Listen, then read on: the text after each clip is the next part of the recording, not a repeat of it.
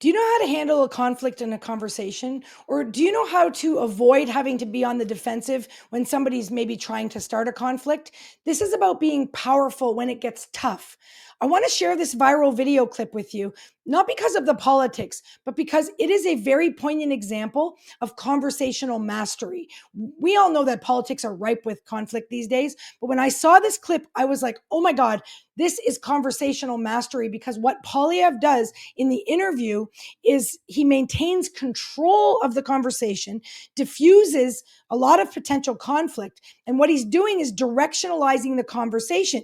He's using tools I teach all the time. I mean, I don't know where he learned it. Maybe it's just common sense, but he's using amazing tools. And I'm constantly trying to get people to see the value in understanding the structure of language. We teach this in the courses that we teach in our 6-in-1 trainings. We teach meta model, hierarchy of language, presuppositions in language, chunking down, chunking up. These are all of the L in the NLP tools that we teach, which is all about, language and being in the driver's seat of the conversation so that you can get your results faster and with less effort. And here's this example that the whole world is watching of this perfect example of this mastery of directionalizing a conversation to keep it on track. And that's exactly what he does here. Now, the only thing I was thinking when I was watching it was if he had thrown the agreement frame in there, which is another technique that I teach in a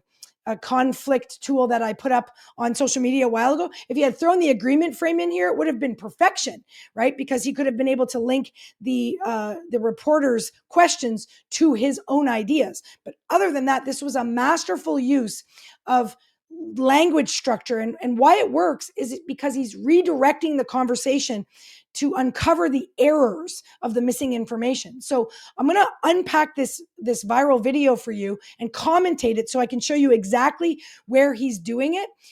And the main purpose is so that you can see that you can do this. This is easy. It takes practice. But the big distinction here is that he's constantly accessing the structure, the structural integrity of the conversation, and he's staying out of the content or the drama. And all conflicts take place in the content or the drama. So he's sidestepping a potential conflict and he's keeping the conversation on track. So let's have a look at what he's doing here, and I'll commentate it for you.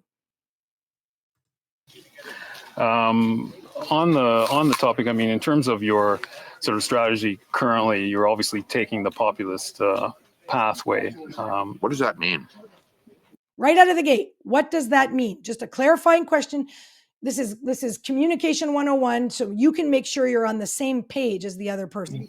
Well, appealing to people's more emotional levels, I would guess. I mean, certainly you tap very. What do you mean by that? Give me an example. This is classic. We call this chunking down. What you're doing is looking for more details and more distinction in the structure of the question or the statement so that you can better understand it. Strong ideological language quite frequently. Like what? Like what?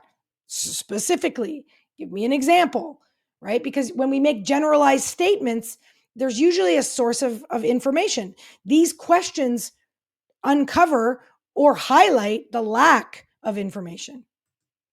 Left wing, this and that, right wing, I mean, it's that type of ideological spectrum. I never really talk about left or right. Anyways, I don't really believe in that. Okay.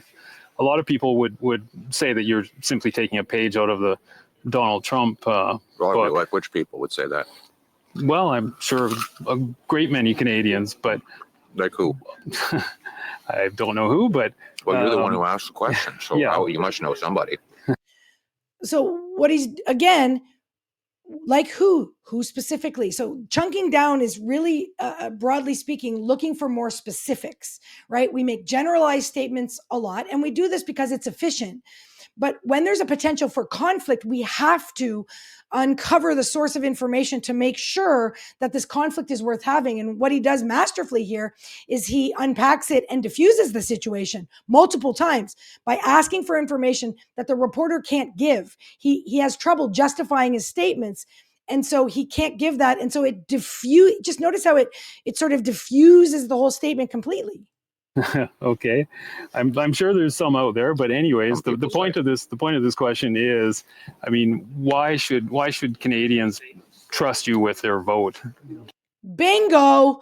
There's the whole point of the interview, right? So the reporter has an important job, right? His job is to ask questions to the politician so that the readers or the viewers or the listeners or whoever can get the information that they're looking for to make their informed decision. That's his job.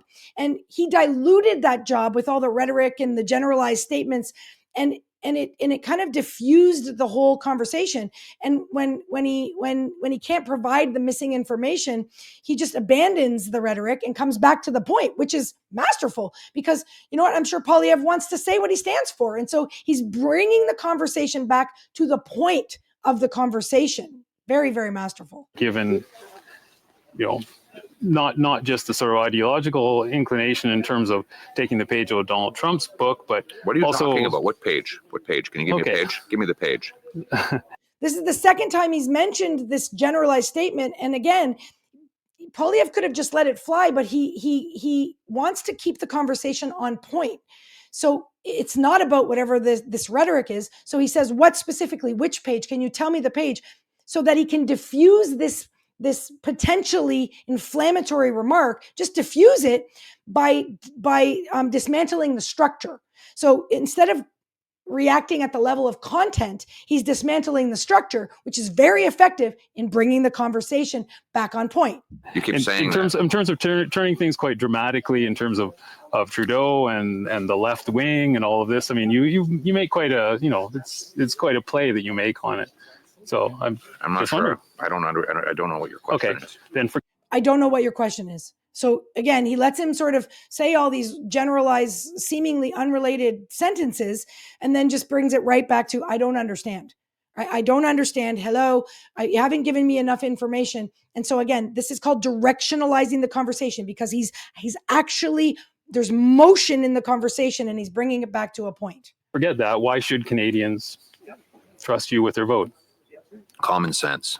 Okay. Common sense for a change. So the reporter even says, forget that. Because he can't justify these statements because there is no information underneath them. And so it just dismantles the whole structure. He comes back to the reason why he's there, which is to ask a politician what he stands for. And then once all the sentences that have no structure are gone, the conflict is completely diffused. There's no conflict. And we get to hear, the point of the interview. What does this person stand for? So this is an amazing example of the power of the structure of language. And I'm always teaching this. And for those of you who have been in my classroom, you've got to practice. This is what I'm talking about. Here's an opportunity in the middle of an apple orchard. You constantly got to be listening for the structure and where it's missing something, and ask for the missing information. So it's an amazing example. My hat's off to the mastery of this practice, whether it was on purpose or completely, just the way he speaks. Great construct in the conversational structure, and to stay out of the conflict and to stay in a neutral state, a neutral emotional state, is a really needed thing in the world right now, where we can just have conversations and make sure we have the information. So we're talking about apples to apples. I wanted to get that pun in there the whole time. This is what we do. If you have any questions, message us. We teach this. There are all kinds of clips in my social media on language mastery. Find the one that's gotten hundreds of thousands of views, called The Agreement Frame, because it's a beautiful marriage to this structural conversation. You really can be good at this, but you do have to practice. That's why I get out of bed every day, because there's greatness in everyone. And my why is to help you reveal yours. I hope this helped. Follow me for more and share it if you think somebody might benefit from it.